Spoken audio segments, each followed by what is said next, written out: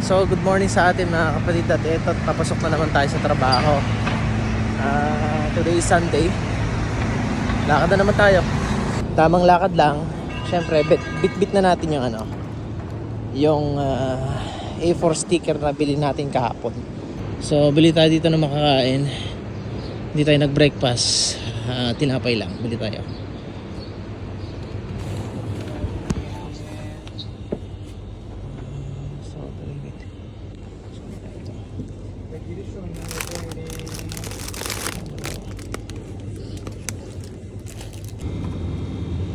Buko tayo, buko.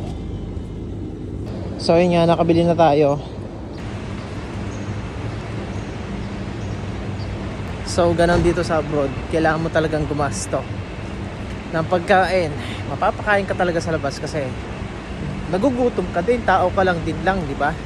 So ayun, kailangan mong budgetan yung budgetan yung pang araw-araw mong trabaho. So yun na, marami ng bus doon.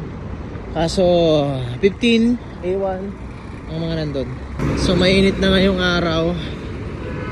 Grabe, pawisan na naman tayo mamaya nito. Ayan, may mga bus na nag-aantay dito. Pero sasakay tayo sa 999. 15 at saka 77 to eh. So wala pa. So yun, may 999 na dun. Nakasakay na nga tayo ng bus. Diba, yun o. Pagkapapasok kayo, meron ditong grabe, mainit na ngayon panahon. Pawisan tayo. Dito na nga tayo sa Alhambra. Ayan, nakababa na tayo. So lakad naman tayo ngayon papuntang office. So ito na, maglalakad na naman tayo. Ayan. So magpapayong at mag portable pa na tayo kasi mainit. Mainit yung impact ng ng araw. Malamig siya, ang problema talaga lang mainit yung di ba? Let's go. Grabe nga, dito na tayo. So pahinga tayo ng 5 minutes tsaka akyat. Init. Buti lang meron to. Magandang tulong to sa mga naglalakad katulad ko.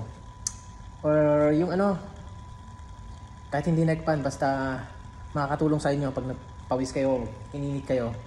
Maganda din. Tapos bahan kayo ng tubig. Importante yun. Siyempre meron tayong payong. Yan. Pain natin. Sakto lang. Exercise natin to. So Sunday ngayon, trabaho na naman tayo. Actually napakaganda ng panahon. Ang ganda maglakad ng umaga. As in mga 4 to 5 ganun. Pero yung pahapon na, napakainit na. So yun nga. Meron tayong ginawaan ng e-travel kagahapon. So sana kasi flight niya yata ngayon.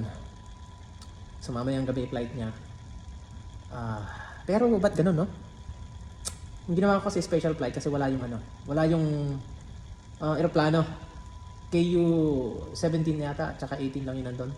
Wala yung 14 ng Pilipinas. So pag ginawa mo kasi yung special, ilalagay mo yung ilalagay mo yung number ng aeroplano. So ganun lang ginawa ko. So ayun, okay na. I-travel na si Kabayan. Sa mga papagawa pala, available po ako ng gabi. Okay, wag po ang umaga kasi may trabaho ako nun. So sa mga kababayan na pabakasyon, ingat kayo. Enjoy niyo yung bakasyon nyo kasi alam niyo na kung alam niyo nang may nangyayari dito sa Middle East na hindi maganda, balik na kayo. Para hindi kayo masaraduhan. Alam niyo na pag nagsarado to, matagal talaga. Abutin ng buwan. Kasi isi-secure pa nila yung airspace nila. So sa mga kababayan natin dyan na naglalakad katulad ko, ingat po kayo. God bless.